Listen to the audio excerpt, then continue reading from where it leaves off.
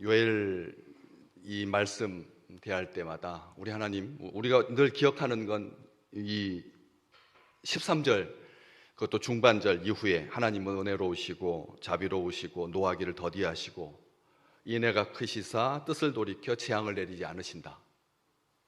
이 부분이 참 우리 하나님에 대한 기대이기도 하고 또 고백이기도 하고 또 그러시기를 원하는, 그러다 보니까 우리 하나님을 자꾸 참으시는 하나님, 우리는 어떻게 살아도 용서해 주신 하나님, 이런 식으로 하나님을 혹시라도 이렇게 울타리 안에다가 가두고 있지는 않은지. 왜냐하면 이게 문맥으로 이렇게 쭉 보셔야 되는데 딱 은혜 받은 그 말씀 그 구절에만 우리의 마음과 신경이 가 있기 때문에 그런 거죠. 요엘 선지자 이름이, 우리 하나님은 여호와는 하나님이시다.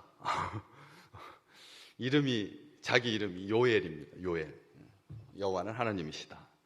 그 하나님, 자기가 그렇게 사랑하는 하나님, 그 당시 이 남유다 요아스 임금 때 종교 정치적으로 굉장히 불안했고, 요아스 임금의 아버지 아하시야 왕, 그리고 그의 할머니였던 아달랴, 이 할머니가 이 아들 아하시야와 함께 조장했던 퇴폐적인 바알 숭배 사상, 이게 온통 나라의 뿌리를 좀먹고 있었습니다. 그러니까 참 중요한 거죠. 아무리 다윗의 후손이지만 남유다의 왕들이 다 다윗의 후손이지만 이 하나님 앞에 다윗의 길로 행하지 않으면 얼마나 사악해진 나라가 얼마나 병들 수 있는지를 잘 보여주는 거죠. 그래서 그 할머니를 몰아내고 왕위에 오른 요아스가 딱 그때 대제사장 여호야다와 함께 하나님의 집을 수리하고 그리고 하나님께 예배하고 그런 축복을 누리는가 싶었는데 갑자기 여호야다가 세상을 떠나는 바람에 개혁의 의지를 포기한 채 우상 숭배를 묵인했던 그런 상황 속에서 그걸 스가랴 선지자가 질타했더니 성전 뜰 안에서 돌로 쳐 죽이는, 그렇게 하지 마십시오, 바른 소리를 하는 선지자를 성전 뜰 안에서 돌로 쳐 죽였습니다. 이런 극악한 일을 자행하게 되고, 그래서 여호와의 신앙은 온데간데 없어지고 주변 국가들과처럼 우상 숭배와 음란이 가득한 타락한 그런 나라가 되고 말았지요. 그럴 때 하나님께서 메뚜기 떼를 보내셔가지고 전대미문의 재앙을 맞게 됩니다. 이 메뚜기 떼 재앙이라고 하는 게 뭐 지금도 간간히 아프리카 지역에서 우리가 그걸 보기도 하는데 그냥 하늘을 온통 까맣게 뒤덮는 거죠. 이집트에서 나올 때도 메뚜기 재앙으로 그냥 이집트 애굽 제국을 그냥 흔들어 놨던 그런 역사적인 기록이 있는데, 남유다의 메뚜기 떼 재앙 하나도 남김없이 다 오늘 1장으로 잠깐 이렇게 가보시면 잘 기억하고 있거든요. 1장 4절 말씀에 팥종이가 남긴 것을 메뚜기가 먹고 메뚜기가 남긴 것을 느치가 먹고 느치가 남긴 것을 황충이 먹었도다. 이 메뚜기 떼 재앙이 이 연결고리가 얼마나, 다 우리가 잘 모르는 팥종이라고 하는 이 곤충도 잘 모르고요. 느치는 아시나요? 느치는 아시나요? 황충은 우리가 들어보시긴 하셨습니까? 이름도 듣도 보지 못한 그런 대재앙이었습니다. 그래서 국토는 황폐화되었고 이런 전대미문의 끔찍한 재앙으로 말미암아서 혼란스럽게 그지없었는데 그 때를 또 놓치지 아니하고 주변에 있는 나라들이 남유다를 호시탐탐 노리고 국경을 넘어서 침입해오고, 게다가 극심한 가뭄까지 겹치면서 민심은 흉흉해지고 한마디로 말하면 난리가 난 겁니다. 나라가. 우리가 생각할 때 우리 하나님께서 심판하시면 정말 끔찍한 일이 벌어지는구나. 우리가 이 코로나로 3년째 지금 지내고 있으면서도 우리가 조심스럽잖아요. 지금 요즘 개한테 이 애완견에게서도 이 코로나 바이러스가 서로 전염이 되고 거기서 만약 변종이 발생해가지고 이 사람에게 감염되면 큰일 날 일이거든요. 이게 동물하고 사람하고 인수 공통 이 감염병이 되면 그때는 이제 손을 쓸 수가 없는 겁니다. 이런 조심스러운 상황 속에서 사람들이 얼마나 조심스러운데 그 당시 어떻게 했습니까? 이런 상황 속에서 하나님께서 요엘 선지자를 보내셔서 오늘 이제 2장을 보고 계시는데 앞쪽 부분에 이런 상황이 적의 대대적인 침략과 비슷하다. 이 2장 앞쪽에 보시면 적의 대대적인 침략. 여기 옛날에도 없었고 이후에도 없었고 불이 그들의 앞을 사르고 불꽃이 그들의 뒤를 태우고 예전의 땅은 에덴 동산 같았으나 그들의 나중의 땅은 황폐한 들 같으니 그것을 피할 자가 없도다. 4절 말씀 그의 모양은 말 같고 그 달리는 것은 기병 같으며 5절 그들이 산 꼭대기에서 뛰노는 소리는 병거 소리와 같고 불꽃이 건부를 사르는 소리와도 같으며 강한 군사가 줄을 벌이고 싸우는 것 같으니 그 앞에서 백성들이 질리고 무리의 낯빛이 하얘졌도다. 정말 거대한 외국 세력이 강한 군사력을 가진 나라를 침범해가지고 정말 백성들의 낯빛이 하얘지고 이게 7절은 아주 더 극적입니다. 7절 말씀에 보면 그들이 용사같이 달리며 무사같이 성을 기어오르며 각기 자기의 길로 나아가되 그 줄을 이탈하지 아니하며 얼마나 일사불란하게 이 흔들리는 유다 땅을 노력하는지 적은 빈틈이 없다는 거예요. 아주 완벽하게 남유다를 그냥 유린할 거다.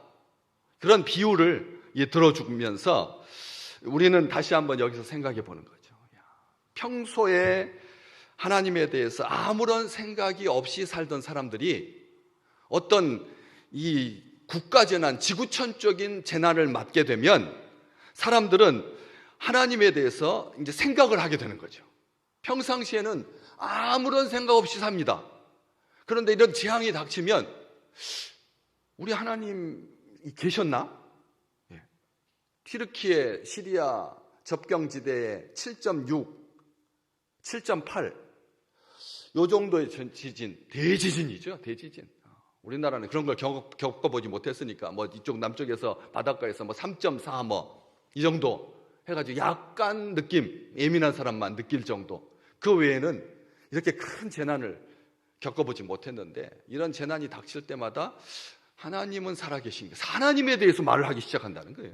재난이 닥치면 모든 인류의 DNA에 어떤 심판, 어떤 재앙, 어떤 재난에 닥쳤을 때 이 초월적인 존재, 하나님에 대해서 생각하는 기회가 된다는 거죠. 하나님을 뚜렷하게 볼 수 있는, 초점을 더 확장시키시는, 그래서 세상 전체를 하나님의 선고가 행해지는 판결 골짜기 속으로 밀어넣고 있는 요엘 선지자의 이 놀라운 예언서.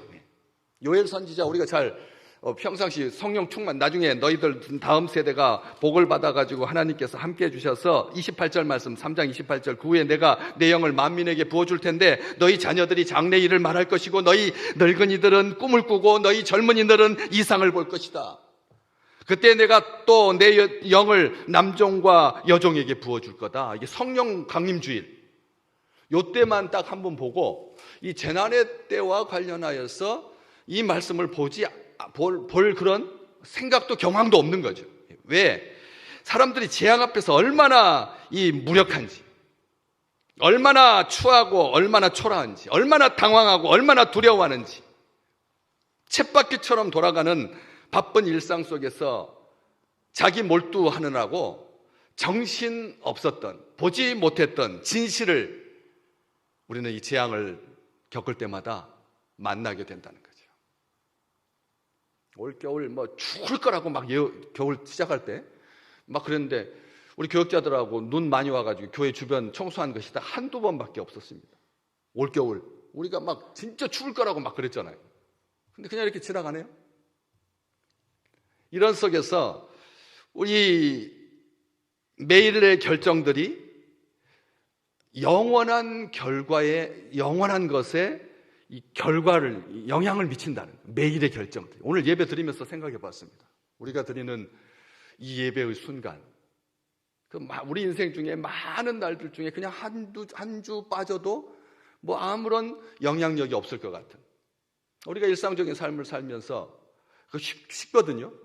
택시 뒤에 놓여 있는 그 지갑, 이것을 그냥 귀찮게 우체통에다 집어 넣는 사람도 있고, 아니면 그대로 두는 사람도 있고, 아니면 두툼하면 만져보기라도 하고, 여러 가지 그런 판단들, 그런 행함들 어떠십니까? 우리가 일상적인 삶 속에서 하나님을 의식하면서 사느냐는 거죠. 이게 영원한 것에 대한 그런 소망을 품은 사람들이 매 순간 만지는 것, 매 순간 느끼는 것, 매 순간 먹는 것에 대해서 진심으로 하나님 앞에 감사하시기를 주의 이름으로 축복합니다. 진짜 그렇습니다. 하나님 앞에서 그 아주 사소한 것들인데 그냥 지나가지 말라는 거죠. 오늘 말씀은 그걸 보여주는 것입니다. 우리가 살면서 내렸던 모든 결정들, 어떻게 말했는지, 어떻게 행동했는지, 어떻게 대답했는지, 어떻게 순종했는지, 우리 하나님께서 언제나 우리에게 새로운 기회를 주시고 믿음과 순종의 삶을 시작할 수 있도록 하나님께서 오늘 말씀, 여호와의 말씀에 너희는 이제라도 금식하며 울며 애통하고 마음을 다하여 내게로 돌아오라 하셨나니, 대재앙으로 온통 나라가 그냥 쑥대밭이 되었고 그냥 그 틈을 틈타서 이 민족들의 침입이 있고 가뭄이 겹치고 막 난리인데, 그런데 요엘 선지자는 딱 붙드는 하나님의 말씀, 여호와께서 말씀하셨다. 너희는 이제라도 금식하며 울며 애통하고 마음을 다하여 내게로 돌아오라. 아직 늦지 않았다. 진심으로 돌아오라. 오라. 올 때 금식하면서 울며 너희 죄를 슬퍼하면서 오너라. 너희 삶을 고쳐라. 너희 옷만 바꾸지 말고 너희 하나님께 돌아오라. 하나님은 은혜로우시고 자비로운 분이기 때문이다. 하나님은 심호흡을 하시면서 많이 참아주신다. 이토록 오래 참으시고 넘치게 사랑하시는 하나님은 언제든지 재난을 취소할 준비가 되어 있으시다. 제가 좋아하는 메시지 성경. 옷을 찢지 말고, 오늘 설교 제목이죠. 너희는 옷을 찢지 마라. 옷을 찢지 말고 마음을 찢어라. 겉으로 회개하는 척 하지 마라. 심령으로 진심으로 애통함으로 회개하고 참회하라. 우리에게 매주일 이 참회 기도의 시간을 주시는데 그 시간에 멍하게 계시면 안 된다는 거예요. 딱 죄를 생각하시라는 거예요. 내가 하나님 앞에 바르지 못했던 것을 그 짧은 순간이지만 하나님 죄송합니다. 하나님 의지하지 않았습니다. 하나님 내 바쁜 분주한 일상에 매몰되었습니다. 하나님 부끄럽습니다 하고 말하라고, 고백하라고 참회 기도 시간이 있는 거죠. 피아노 올겐 반주 소리 들으라고, 그래서 마음을 이렇게 수양하라고 참회 기도 시간이 있는 게 아닌 거죠. 그 짧은 시간이지만 하나님께서 죄를 깨닫게 해주시고 생각나게 해주셔서 그래서 진심으로 회개하라는 것이죠. 사진 하나 볼까요?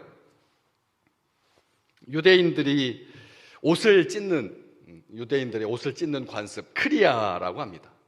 유대인들이 옷을 찢는 그것을 동상으로 이스라엘에 있는 조각, 이스라엘에서 관리하는 옷을 찢는 장면입니다. 이스라엘 백성들은 옷을 찢는 관습이 있었는데 언제 찢을까요?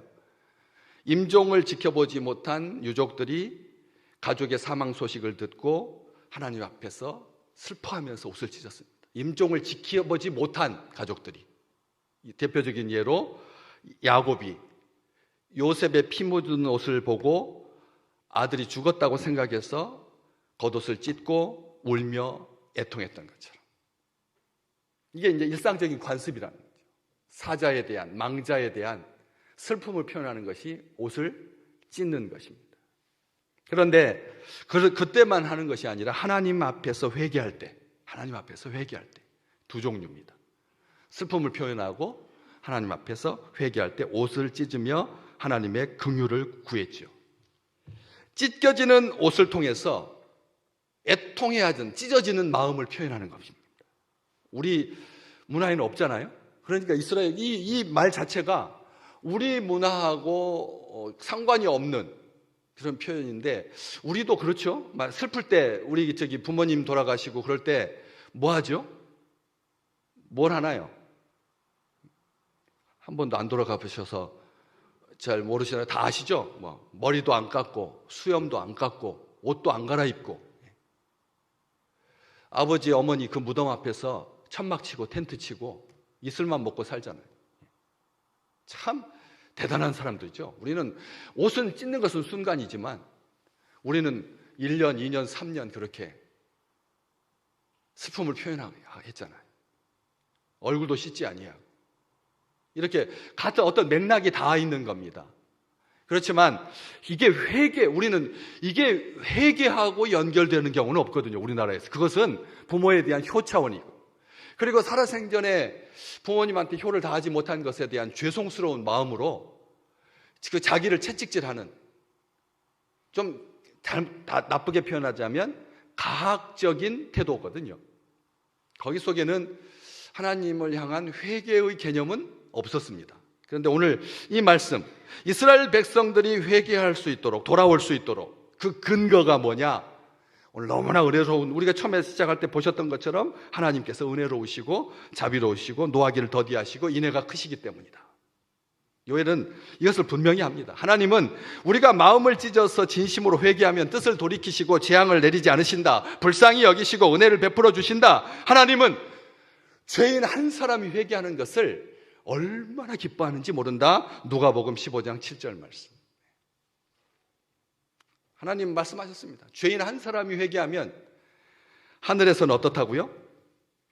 회개할 것 없는 의인 99사람보다 더 기뻐한다. 여러분, 회개할 것 없는 의인 99사람, 완벽한 사람들이죠. 정말 회개할 것 없는 그런 의인 99사람을 인하여서 기뻐하는 것보다 죄인 한 사람이 돌아오는 것, 회개하는 것을 하나님께서 기뻐하신다. 여러분, 우리 하나님 어떤 하나님이신 것 같아요? 정말 엄청난 하나님이신 거죠. 세상 신은 그렇게 말하지 않아요. 세상 신은 그런 기쁨이 없어요. 세상의 잡신들은 이걸 죄인 하나 돌아오는 것으로 성이 차지 않아요. 그런데 우리 하나님은 그렇게 말씀하시네요. 정말 비교할 수 없는, 회개할 것 없는 의인 99사람하고 죄인 한 사람하고는 이 세상에서 이게 비교의 대상이 될 수가 없는 거예요. 절대 이쪽 선택하지 않아요. 모두가 다 선택하지 않아요. 역사가 선택하지 않아요. 버림받은 사람이에요. 우리 쉽게 버립니다. 성추행범, 학교 폭력자, 자주 아버지가 그냥 떨어졌죠. 하루 만에. 우리 세대 10%에서 20%가 학교에서 폭력을 경험하는데, 저는 그래서 우리 아들을 생각해 봤어요. 이 아이가 나한테는 굉장히 순하고 욕도 안 하는데 혹시 학교에 가가지고 얘들 이렇게 푹푹 찌르고 다니질 않나? 제가 그런 생각을 한번 했었던 적이 있어요. 아주 옛날에. 저는 못했거든요. 저는 그런 짓을 안 했어. 자랑이 아니라 힘이 없어가지고. 이 70명 학생 중에서 제가 키가 제일 작아가지고 앞에서 세 번째였으니까. 중학교 1학년에 입학했더니 제 키가 그렇게 제일 작더라고요. 고등학교 1학년 때서 이제 중간으로 올라갔고 2, 3학년 때서 제일 뒤로 갔지. 제일 작았으니까 힘으로 완력으로 친구들을 이렇게 윽박지르고 나쁜 말 하고 하지 못한 거죠. 근데 아이가 내가 보는 내 아들하고 그 친구들 사이에서 다르면 어떠나 그런 생각을 딱 한 번 정도 했던 적이 있습니다. 그 다음부터는 그렇지 않을 거라는 것을 믿었죠. 그런데 우리가 어떻게 자녀들이 학교에서 무슨 일을 하는지 알 수가 있겠어요? 우리가 생각하는 이 세상의 가치 판단 기준, 죄인 한 사람이 회개하고 돌아오는 것을 하나님께서 기뻐하신다니 놀랍지 않습니까? 우리가 회개할 때 하나님께서 회복시켜 주신다. 그 다음 밑에 오늘 말씀 계속 그게 나오는 거예요. 복을 주신다. 죄로 인한 심판, 죄로 인한 재앙을 멈추시고 넘쳐나는 복을 부어주신다. 그런데 요엘이 말하는 것을 가만히 잠깐 보십시오. 14절 말씀. 주께서 혹시 마음과 뜻을 돌이키시고 그 뒤에 복을 내리사 너희 하나님 여호와께 소제와 전제를 드리게 하지 아니하실는지 누가 알겠느냐. 어때요? 확신 있게 말하지 아니하고 굉장히 조심스럽게 말한다. 한 사람 회개하면 하나님께서 복 주시는데 이렇게 회개하라. 하나님께서 복 주실 거다. 이렇게 저 같으면 그렇게 선언할 것 같아요. 속 시원하게 복 받든지 아니면 회개하지 않고 죽든지 둘 중에 하나를 선택해라. 이렇게 세게 말할 것 같은데 요엘은 굉장히 부드러워요. 메시지 성경으로 한번 이 부분을 14절을 한번 띄워주세요. 같이 한번 읽어볼까요?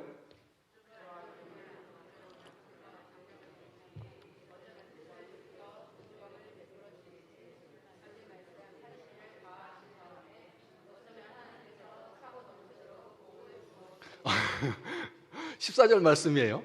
메시지 성경 이렇게 번역되어 있어요. 여기 보시면 누가 알겠는가? 어쩌면 그분께서 당장 그렇게 해주실지, 어쩌면 뜻을 돌이켜 동정을 베풀어 주실지, 하실 말씀, 하신 일을 다 하신 다음에 어쩌면 하나님께서 차고 넘치도록 복을 부어 주실지.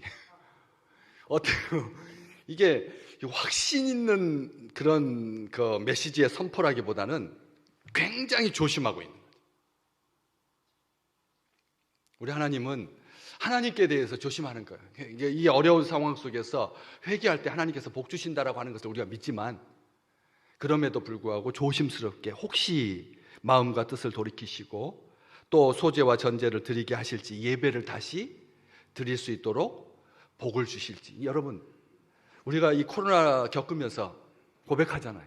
진짜로 3년 전에 저하고 교역자들하고 당회원들만 예배를 드렸고 그것도 첫 주에는 저하고 교역자들만 드리고 그 다음 주에는 저하고 교역자들하고 당회원들이 드리고 그래서 헌금도 교역자들이 헌금 걷어가지고 봉헌하고 그래서 반주자 오기 시작하고 그 다음에 나중에 중창단 4명이 서서 찬양. 기억이 나세요?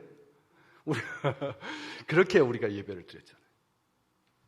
그런데 우리가 지금 마스크는 쓰고 있지만 예배를 드리잖아요. 이게 복이라고 하는 것 여러분 믿으십니까? 오늘 말씀에 그렇게 돼 있잖아요. 너희 하나님 그 뒤에 복을 내리사 너희 하나님 여호와께 소제와 전제를 드리게 하지 아니하실는지 누가 알겠느냐? 아무도 모른다. 하나님께서 하시는 거다. 이렇게 지금 말하고 있는 것이죠. 심판의 원인 사람들은 많이 분석합니다. 내진 설계를 안 해서 그렇지. 이렇게 정부가 5년 전부터 10년 전부터 그 나라 땅이 세 개의 판이 맞물려 가지고 언제든지 이게 흔들릴 수 있다라고 하는 것을 알았다면 사람들한테 그래가지고 세금 받아가지고 여지껏 그러면 뭐 했느냐? 그런 소리 정부가 듣기 싫으니까 건축업자들 애매한 건축업자들만 100명, 200명 지금 잡아들여가지고 민심을 이렇게 달래려고 하는데 대지진의 원인이 뭐냐는 거죠. 심판, 재앙의 원인이 뭐냐는 거죠. 요엘 선지자는 분명하게 말합니다. 외적인 요인이 아니다. 그것은 하나님과의 관계에 있다. 내부에 있는 거다. 내부. 영적인 차원을, 마음을 생각하라. 옷을 찢지 말고 마음을 찢어라. 마음과 생각이 하나님께 있느냐 없느냐가 중요한 것이지. 재앙은 무섭죠. 그렇지만 관계를 돌이키시려고 하는 하나님의 극진한 사랑이 그 속에 있다라고 하는 것을 안다면 마냥 재난 가운데서 두려워하지 않게 될 거라고 하는 것이죠. 사랑하는 성도 여러분, 끊이지 않는 삶의 열매, 즐거움의 열매는 하나님께서 우리 가운데 계시다라고 하는 증거입니다. 증거입니다. 하나님을 밀쳐내지 말라는 거죠. 예서 외면하지 마라. 다른 것으로 대체하지 마라. 대신할 수 없다. 하나님을 대신할 수 있는 것은 이 세상, 이 우주 가운데 아무것도 없다. 단언켰는데 결코 없다. 지금 그 말하고 있는 거예요. 하나님이 나의 하나님이 되시는 것이 열매 맺는 삶의 비결이다. 하나님께 마음을 찢고 돌아오는 백성을 향하시는 하나님께 돌아오라. 하나님께서 그런 사람들에게 복을 주신다. 언제든지 살아있는 동안에는 회개할 기회를 하나님께서 우리에게 주신다. 언제든지 살아있는 동안에는 언제든지 회개할 수 있습니다. 이것은 축복입니다. 아직 회개의 기회가 남아있다는 것이죠. 재난과 이 심판을 통해서 경고를 통해서 하나님께서 회개의 기회를 주신다. 경고를 들을 때 회개의 기회를 놓치지 마라. 여러분, 이걸 가지고 나라 탓하지 말라는 거예요. 나라 탓하지 말라는 거죠. 지금 얼마나 어정쩡해요. 이거 중국 쪽으로 이거 15억이나 되는 중국 쪽으로 이게 한 40% 두고 이거 3억에 육박하고 있는 돈 많은 미국 쪽으로 한 60% 두면 그래가지고 탁 머리를 굴려가지고 야 반도체로 온 세상이 다 반도체니까 심지어는 뭐 시계부터 시작해가지고 가습기 공기청정기까지 다 컴퓨터니까 반도체니까 지금 이러다가 이제 가랭이가 찢어지게 생겼거든. 미국에서는 그러지 마라. 한쪽 발을 들어라. 중국한테 의존해서 하는 나라한테는 우리 돈 쓸 생각 없다. 이래가지고 지금 이 속에서 지금 당황하고 방황이야.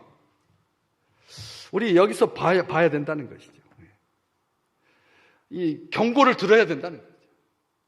우리가 반도체로 먹고 살 건가 앞으로? 우리나라가 가야 할 길이 반도체인가? 회개의 기회를 놓치지 말라고 하나님께서 지금 말씀하고 계시는데, 하나님은 선지자를 통해서 미리 알리지 아니하시고는, 보여주시지 아니하고는 심판을 덜컹 행하지 않으신다. 아모스 3장 6절과 7절 말씀, 우리 함께 같이 고백할까요? 아멘. 또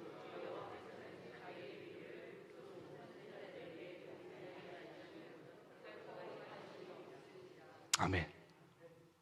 우리 하나님은 말씀하시는 거예요. 아모스 선지자를 통해서 여호와의 행하심이 없는데 재앙이 어떻게 성읍에 임하겠느냐.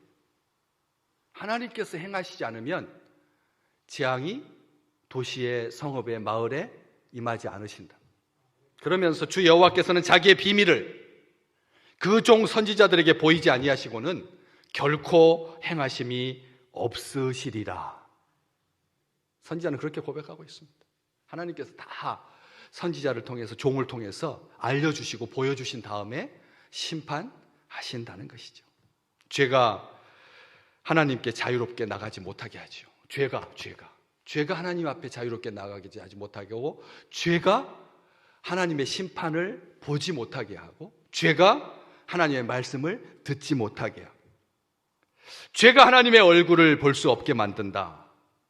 하나님께서 분명하게 말씀해 주십니다. 이사야서 59장 2절 말씀, 우리 같이 읽겠습니다. 저랑 같이 읽습니다. 오직 너희 죄악이 너희와 너희 하나님 사이를 갈라놓았고, 너희 죄가 그의 얼굴을 가리어서 너희에게서 듣지 않으시게 함이니라. 죄가 너희 얼굴을, 우리의 얼굴을 가려서 하나님을 듣지 못하게 한다. 하나님의 말씀을 듣지 못한다고. 죄가 문제라는 거예요. 그래서 회개해야 된다는 거죠.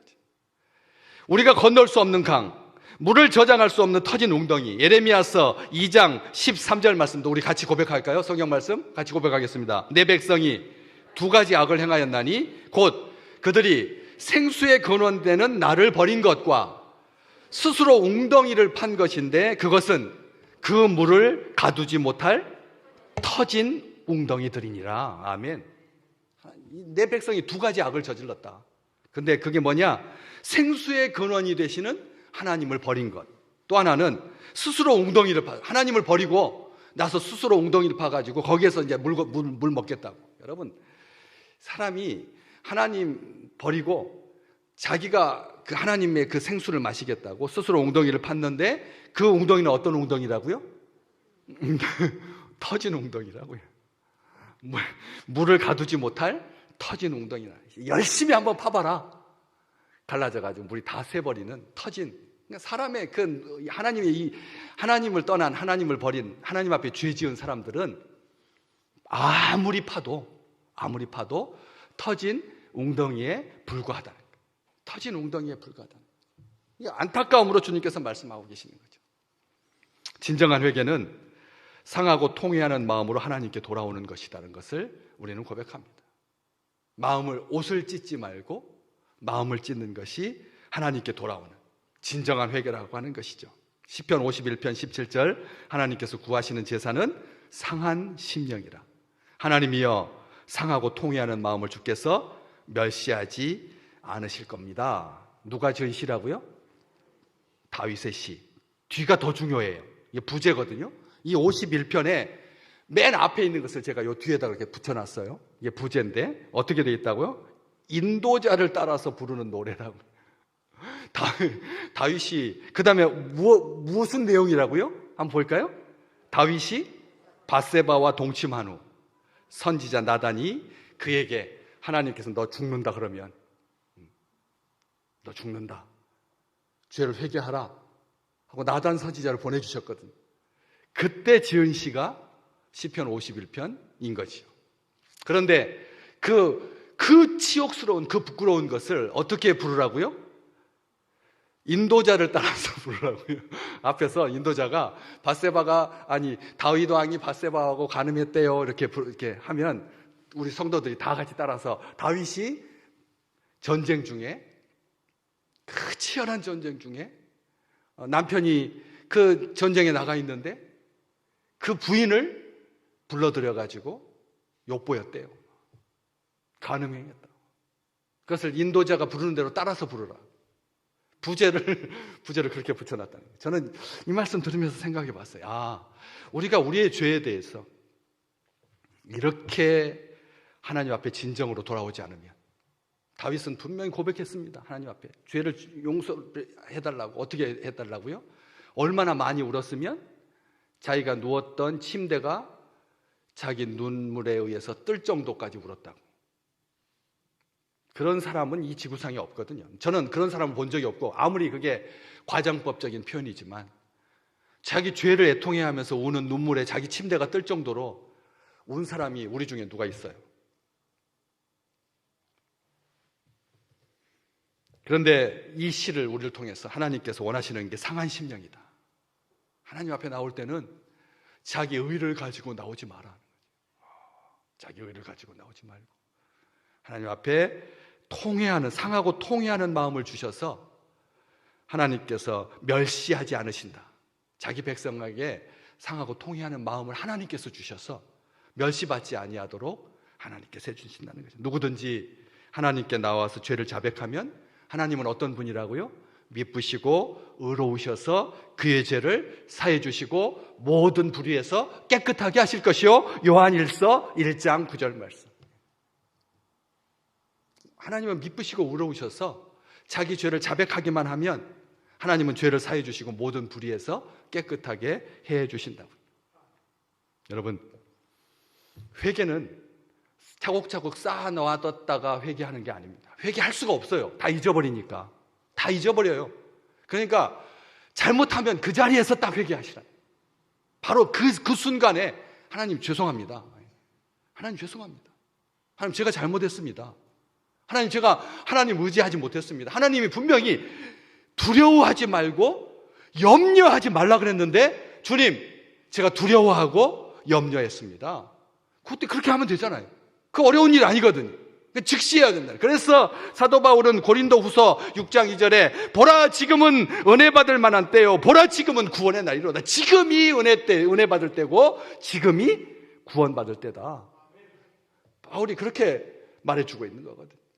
사순절, 우리가 사순절 표 이걸 가지고 참회하고 금식하고 그리고 그리스도의 남은 고난을 내 몸에 채우는 것, 우리가 하나님의 동역자이지만 그 동역은 하나님께서 우리와 함께 하셔야지만 일을 할 수 있는 것이 아니라 우리의 순종을 통해서 하나님께서 성취하신다라고 2주 전에 제가 말씀드렸어요.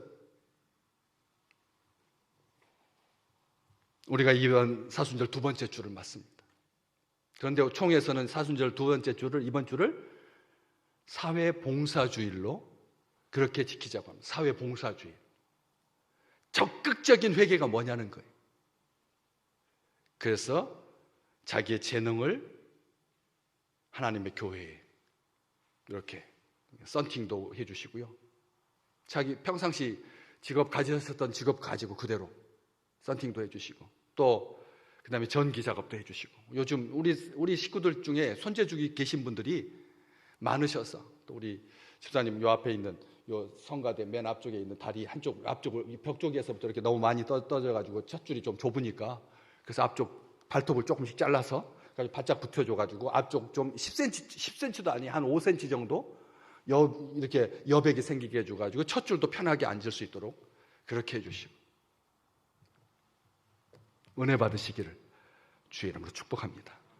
하나님께서 오늘 옷을 찢지 말고 마음을 찢으라고 하시는 살아계신 하나님의 음성 앞에 혹시라도 하나님께서 돌이키실지, 혹시라도 예배드리게 해주실지 조심스럽게 말하고 있는 이 선지자의 마음을 헤아려서 하나님 앞에 늘 은혜 받고 구원의 은혜가 충만한 넘치는 아름다운 생애가 되시기를 주의 이름으로 축복합니다.